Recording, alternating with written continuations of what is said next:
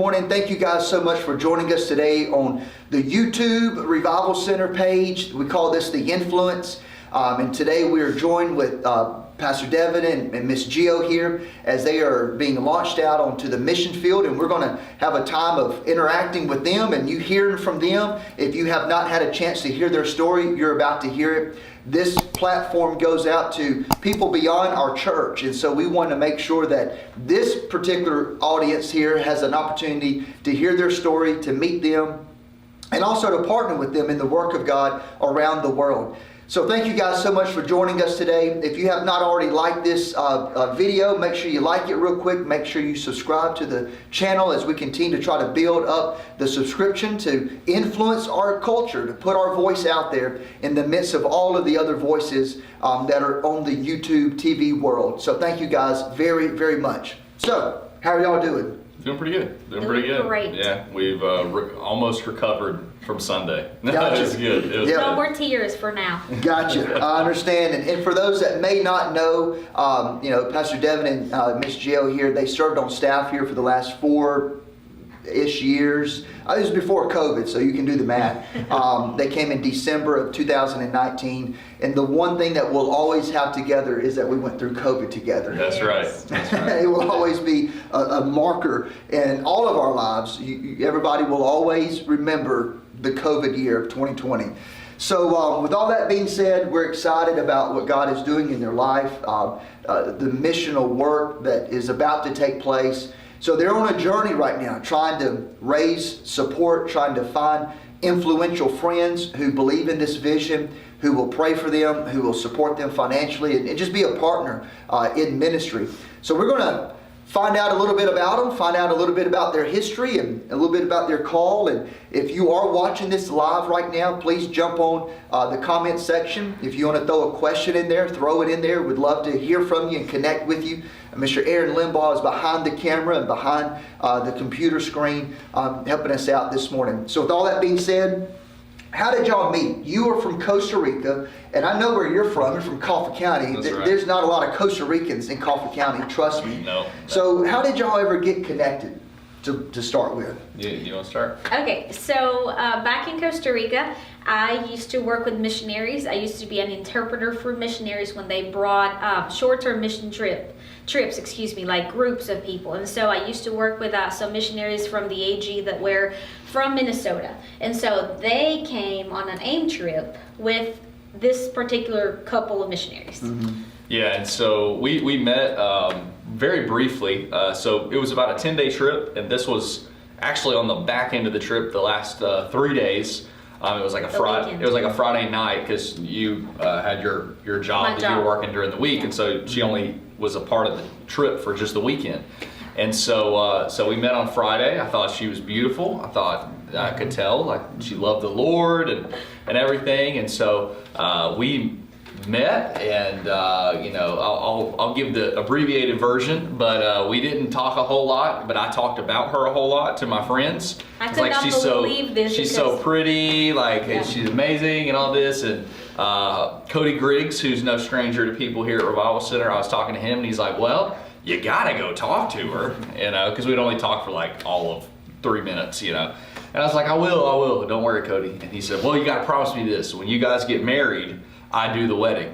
And I'm like, sure, Cody, because I'm thinking Well, he also said that he thought that I liked you. Oh yeah, that was a lie. Yeah. But I was gonna keep off the lie that Cody told me. I'm trying to keep it in his. He was trying to encourage. He was trying to encourage me with an untruth. But he was just trying to be an encourage friend. He might have been seeing something in the spirit world. Right. He was prophetic. He was a prophet. But I was like, yeah, sure, Cody, whatever. Because I'm thinking, I'm probably never gonna see this girl again. So Cody officiated our wedding. It was the day we got engaged. I texted him. I said, hey man, a promise is a promise. You doing it? Like I told you. I promised you. Mm-hmm. You gonna do it? He's like, absolutely, man. So now, how long have you been married, and has your family grown since then? Yeah. So we have been married for 5 years. a little bit over 5 years, which is a huge milestone, I think. We have a 1-year-old baby. Well, it's like 13 months, and then we have one on the way. So we're very excited. And also, it's a lot of what people ask us, like, how are you going to go and be global workers if you're expecting another one and you have such a tiny little one? Like, aren't you afraid of that? And so the answer is yes, but the answer is also the Lord knows. So yeah, absolutely. So part of this calling and part of these moments that you've had with the Lord in Coffee County and Alabama and down in Costa Rica, I mean, your paths not only had to cross from a physical standpoint, meeting each other, but it had to cross spiritually as well. So tell about some moments that you've had with God that were powerful moments that led to your calling. Okay, I will share one and then I'll let you. Which this one has been one of the most fundamental moments for me as a believer, because I was in college and I went to a very liberal college in Costa Rica. It could probably be one of the most liberal colleges in Latin America, even more liberal than a lot of colleges in America. Wow. So Think like Cal. Yeah. Think like West Coast Liberals. liberal college. Think that, but in Costa Rica. yeah. So it was very hard for me as a Christian to go to college and not have questions about my faith and things like that. Now, I did not deconstruct because that's a whole different thing, but I had a lot of questions. And so there was a moment in my life that I was very discouraged, very confused, questioning things, what I believed in, things like that. And so we went on a mission trip, a short-term mission trip to the beach in Costa Rica. And I was an interpreter. So a girl from the trip, which I had no idea who she was, like we had barely met. She said, let's just pray. And I said, okay, I love prayer. And so we were praying. And then as we were praying, she said, I had a word for you. And I was like listening. I was so hungry and desperate for a word from the Lord in this season of confusion and darkness. And, and she said, the Lord says that you have been surrounded by atheists. And she had no idea that most of my classmates were atheists and that some of my closest classmates were super atheists, and they kept asking questions and probing and just pushing me.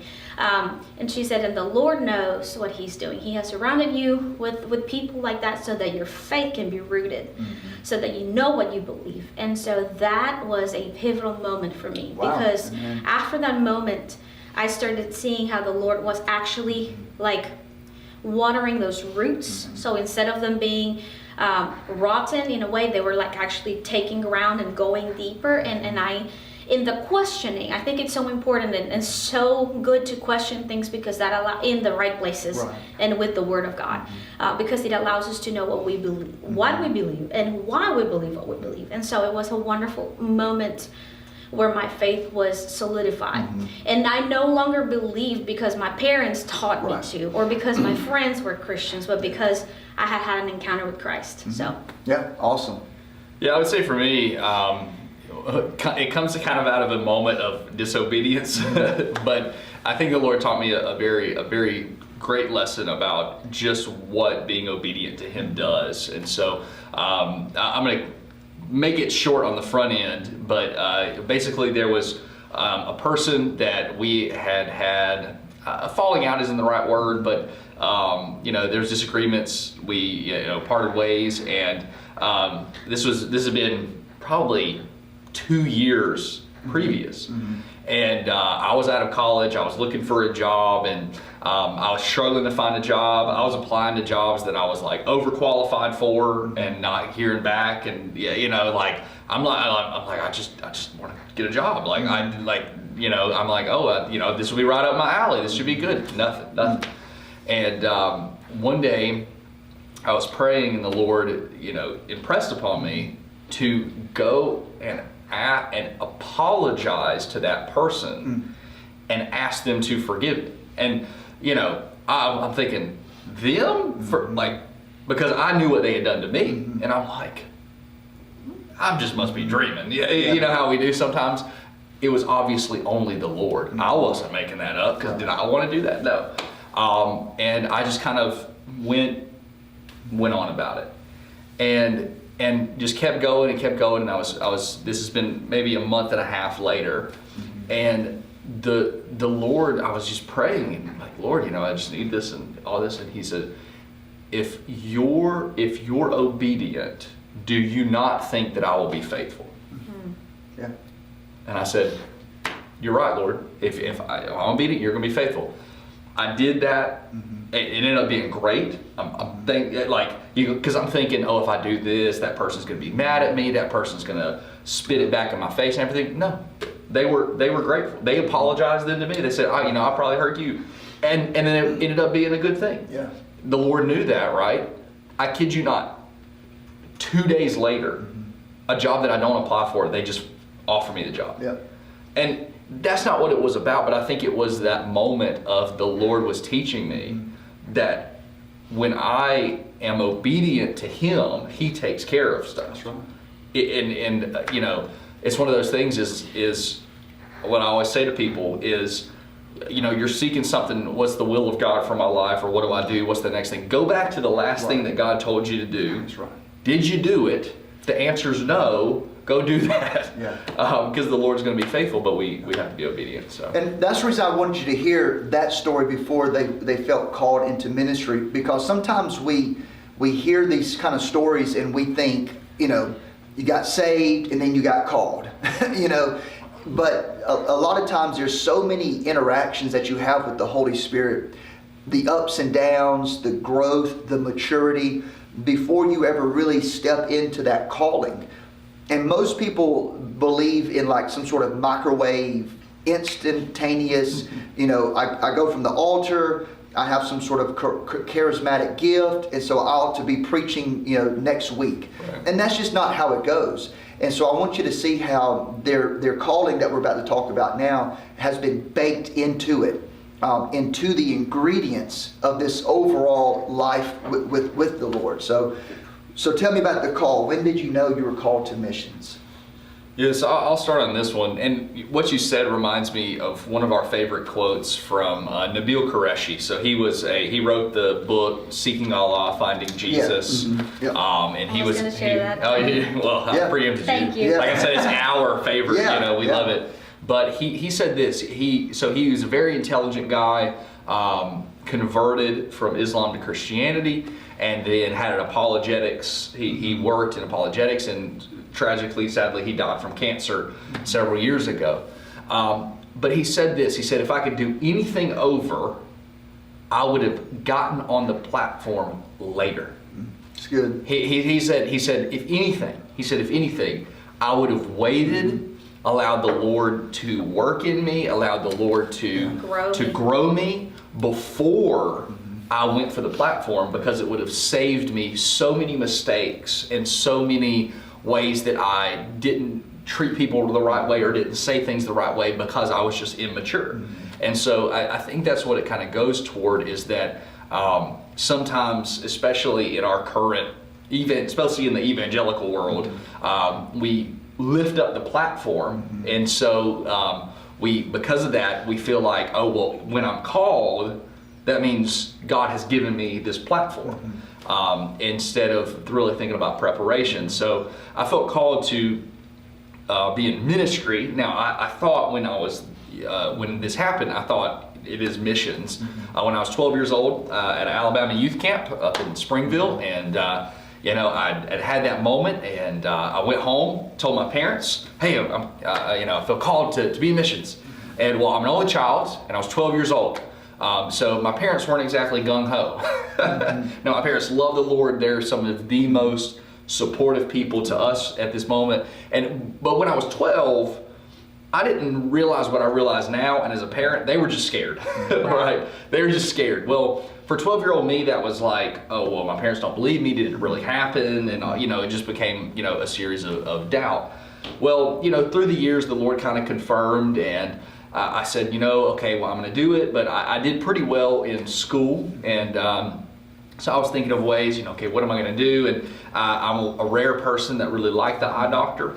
So I was like, well, I'm going to be an eye doctor, and then I'll do medical mission trips on the side, right? A little bit of what I got, a little bit of what God says. Perfect world, right? So then I went to Auburn, and I had my track planned out. I was a biochemistry major in the honors college. to do all that. I was going to go into UAB. I'd already toured UAB. I'd already had shadowed with my local eye doctor for a few weeks. Like, I was in it. I was ready. And I was at a church service. This was in my freshman year. And I was just at the altar. It wasn't any special mission service. It was just a regular old Sunday. And we were having an altar time. And I felt the Lord, this is the closest I've heard, and almost one of the most powerful times I've heard the Lord speak to me, is He said, I didn't call you to be a doctor. You need to do my will. Wow. Yeah. And I was like, ooh, okay, Lord. Like, all right. You immediately knew. I knew when He said you need to do my will. I knew it's missions. I knew it. And I said, okay, Lord. He didn't call me to be a doctor, and I may have had my perfect plan of doing both, but that wasn't what God told me to do. And so that started me then changing majors and doing all that. And I was already serving at church, but then I went even further. Was interning, helping with different stuff, just going all in. That started kind of the journey of going toward that. So. Wow, that's awesome. I think, Pastor Jason, what you said about the layers of our Christian walk are so important. And it's not like you said, like we're called one day and then we go the next. It's actually much deeper than that. I think we overemphasize charisma instead of character, and I think bearing fruit is so important, as well as like obviously moving in the gifts of the Spirit. And so I think it's this and that. Right. And so for me, I have always loved missions, always, and I always loved Asia. Weirdly enough, every time I came across an Asian person, I would be so excited. Like even in college, we had like different students from Asia, and I would always be the one like, hey, you can sit next to me. Like, it was a little creepy, I guess, but I just loved them. Okay, it was just like a weird, I never understood where it came from. And then the Lord started leading my path towards learning English, because this is a fun fact, but I did not know how to speak English when I was 18. I started learning English when I was 18. So, which I think is a God thing for sure. And so when I got involved with the missionaries and everything like that, I kind of started seeing a path. I'm like, okay, I love working with missionaries. I love working with missions. I love Asians. And I feel like the Lord, it wasn't as radical as that, but it was like the Lord leading me and orchestrating everything for me to be here today. So that's more so how that happened. And so the call to the mission field was confirmed later on when we share the story of how we were called to the country we're going to. That's when it was more so confirmed for sure. Yep. And the country is in Southeast Asia on the map. So if you know where like China, India, Nepal, Cambodia, Vietnam, all of them countries right in there is kind of the area where they'll be serving at. So with that being said, after you got called, you're married, everything's happening now. The journey from that moment to here, which is the Revival Center part of this story. Talk about that a little bit, and how you have the journey to be at this moment right here, sitting in this room. Yeah. So before we were here, we were praying because we had tried at the church we were serving at. Great people, but they weren't missions minded per se. They would support some missions organizations. It's not like they were like, we don't do that. But they didn't have necessarily a vision for sending out, a vision for participating in that way. And so we had tried to start missions things and hey, we will plan mission trips for you, and it just ended up, it was never, you could tell it wasn't within their heart. And so we were like, well, we tried, it wasn't like, oh, we just got to leave. We tried our best to make ourselves available, to do what we could, to make that, to do everything in our power to make it happen. So when we saw that just wasn't, we said, well, let's just start praying. We do know long term we want to be sent out. And so, we look at the biblical example. You don't just send yourself, you're sent from a church, right? And so we said, well, we got to pray for a sending church. And so we were already praying for a sending church. I was in a job that I, quite frankly, wasn't my favorite. The people that I worked with were great. Loved them to death. The actual work, didn't enjoy it. So there was that aspect, and then I knew I wanted to go toward credentialing and things like that. So I'd actually already talked to Cody randomly about Berean, like, hey, what does that look like and everything. And he says, hey, you should talk to Pastor Jason because they have a Berean study center. And I was like, okay, yeah, I'll reach out to them at some point. Well, then we come back from a trip, and well, you came back. I stayed in Costa Rica. I came back. She stayed an extra week. I'd already taken 1 week of unpaid. I couldn't afford 2 weeks of unpaid. Money was tight. It was that 1 week was enough. But so she stayed, and we had felt like at that moment we felt released. She had felt like, hey, the Lord may. I remember that I texted you because I felt like the Lord said, "You're moving." And I was like, moving? Like, do you mean, Lord, what do you mean? Like churches, moving homes, like what? And he said, you're moving.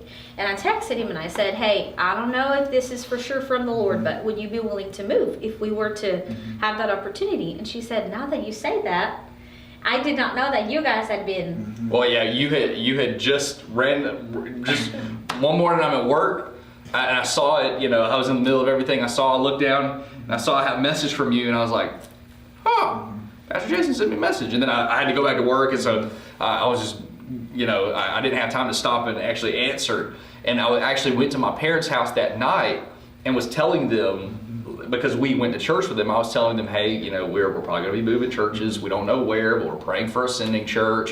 I'm thinking about doing Berean. And when I said that, you popped back in my brain. I was like, you know what? He actually messaged me today. And I pulled out my phone, saw you said, hey, there's an opportunity I want to talk to you about. And then I was like, oh, well, look at there. And so it was crazy how all of those things of sending church, Berean, and job, everything, the Lord telling her, hey, I think you're going to be moving, all of that was answered right there in that message. And so then we started talking about the opportunity, and then we came here. We've been here for 4 years and just learning a lot. Learning a lot. Like Brother David said, we're like a rubber band. Yeah, and so stretched, but in the best way. Yeah, and so that's what it's been. And we knew when we talked to you about, we knew that this moment was going to happen at some point. We didn't know how many. We didn't say, oh, it's in 2 years, oh, it's in 4 years, oh, it's in 10 years. We just said, hey, we don't know. We know that this moment's going to happen. And so, and you were like, all right, let's do it. So much of our journey is a faith journey. And you don't know sometimes. And it's a step of faith, and it's a walk of faith, and you have to trust that God is working on the other side of whatever the conversation is. And so obviously He was. I didn't know all that, you know what I mean? Right. And so the Lord just worked it out. All right, so tell me about your dream and your vision about where you're going to be serving at, and skip ahead, skip past the language school part, okay? So you do your language school stuff, you're done with that, and now you're in, where you're going to be serving. What's the dream, man? What's the vision? What do you see? And nobody's will hold you to this, you know what I mean? There's so many twists and turns that can happen, and we can have one picture of something, and then at the end of that journey it's completely different. That is true. However, there is always a spark inside of a minister that drives them towards something. Right. So what is that spark? What is that vision, that dream that you see God working in y'all's life in that place?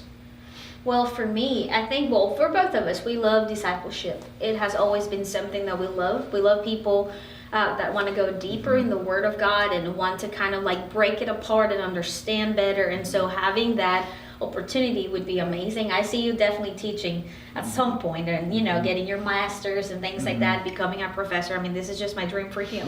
Now for me, our mentors, they are amazing. One of our mentors has it's like a hope house. Yeah. And they work with ladies who have been either trafficked or at risk. And so that is a big dream of mine, because I love women's ministry. And I just love the opportunity to allow them to see that the Lord sees them, that they are important, that they are worthy, valuable, and teaching them, whatever we can teach. I'm even willing to teach English or Spanish if that was an opportunity. I just want them to know that they are seen and loved and valued. And so having that avenue right there for me, at least at the beginning. We don't know what we will be doing maybe in the long term, because we know this call is for us for the long term. But at least in the few years that are ahead of us, I definitely see myself working there or partnering with her as much as I can. So I would love to do that. Yeah, in the country we're going to, the need is so great. Yes. Only 1.4% Christian out of 31 million. You've got 90% of the people have basically zero access to the gospel. So there's so much need, so many different. And that area is very Buddhist and Hindu. Yeah, Hindu and Buddhist are the two main religions, and so it's very different. There's a lot of spiritual difficulties. You're talking about spiritual strongholds And darkness. that's like Exhibit A right there. So. When people have been practicing that for thousands upon thousands of years. Literally, thousands and thousands. Yeah. And so it's ingrained in the culture, it's ingrained in the people. It's their identity. Right. That's who they are, in the sense of, you're not only, for Americans especially, we almost look at our religion as separate from our identity. It would be like this for most of the people watching this right here. It would be, for you to be a Christian in the context of this country, you would have to quit being an Alabama football fan, or quit being an Auburn football fan, because that's cultural here. You have to renounce. Yes, you were raised up with it. You were raised up with it in Alabama. And I'm not saying you have to do that to be a Christian, but I'm saying it's such an identity for us that we don't even think about putting on our Auburn cap or our Alabama cap. We don't even think about saying War Eagle or Roll Tide. But to put that in the context here, it's not Alabama and Auburn football, it's the Buddhist religion or the Hindu religion. Yeah, and I would even say it goes even deeper than that. It's almost as if you're renouncing that you're even a citizen of the country. There you go, yeah. Because it's for them, it's so integrated. It would be like to say, to be an American is to be this religion. And it's like, if you're no longer that, you're not even. You've rejected your culture. Right. You've rejected your people. You've rejected your family. And so there's a lot of difficulty there. But the need is great. But that also, we read in Revelation 7:9 that around the throne there are people from all nations praising the Lord. Yeah. And so, we go ahead into that with confidence, not because of our ability, because, we don't even speak the language yet. And, because of the nature of this country, there are hundreds of people groups with dozens and dozens of languages.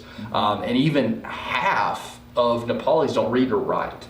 So, handing out a Bible, handing out a tract does nothing. That's right. Zero. And so, because of that, you have this a lot of things to bridge the gap. But long term, obviously, discipling, raising up leaders, raising up pastors. In the AG, we emphasize what we call indigenous church principles, which is that it's not the global worker that does everything and it's all about them. It's that your goal is to raise up people from that country to do the work. And so, because you can be kicked out. Yes, and especially in the country that we're going to, it's illegal to share the gospel. You can be a Christian all day long. They're not going to be like, "Are you a Christian?" "Oh, you're kicked out." But if you're a Hindu and I'm a Christian, I say, "Let me tell you about Jesus. You need to follow him." That is actually illegal. So there's a chance of imprisonment. There's a chance of for sure being kicked out. And so that is a very real thing. And so that makes the work also very slow because you're not like a lot of mission trips, short-term mission trips. You're going to a school and doing a crusade, or you're going to you're doing street ministry and just pray. You can't do it in the same way. So you have to think more relationally. And so that's the goal. Your home. Open up your home, have people over for a meal, build relationships, show the love of Christ. You do witness, right? It's not that oh, I'm just going to live my Christian life, and you never actually witness. But you pray for wisdom, you pray for strategic people. And there is a thriving church in Nepal for many years. I don't know if it's other country, but it's fine. It's hard not to. But there's a thriving church in the country, and for many years, it was one of the fastest growing churches in the world. Still is, but in a real sense, it's a fast-growing church comparatively. Right. But when you're only at 1.4%, Yes, anything is fast. right? And so, If you have one extra church, you might have just doubled Right, in right. that whole state, in that whole region. right. Yeah. And so, but we just believe, we believe that the Lord has, has people in that country. We know the Lord loves the people. We know that the Lord cares for them.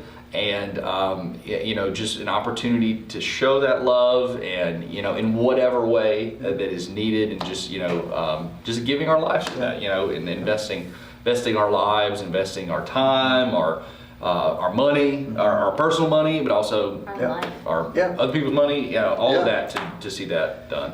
And so here's, as we start to wind this down, if you guys want to share how people can get in touch with you and how they can support you if they feel led to.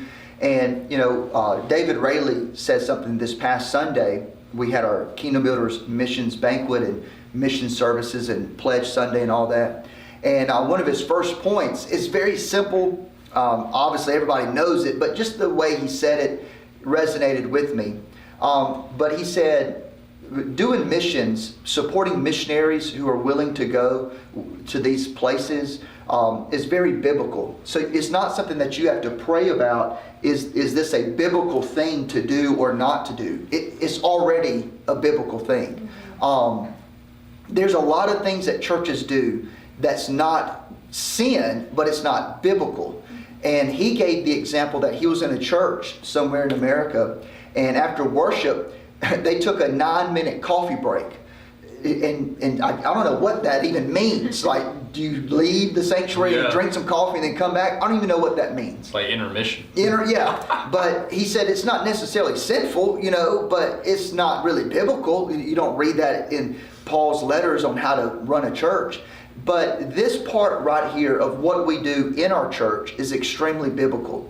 And so I don't know if there's a more doing God's will function than praying and giving and sending missionaries, and missionaries going to spread the gospel.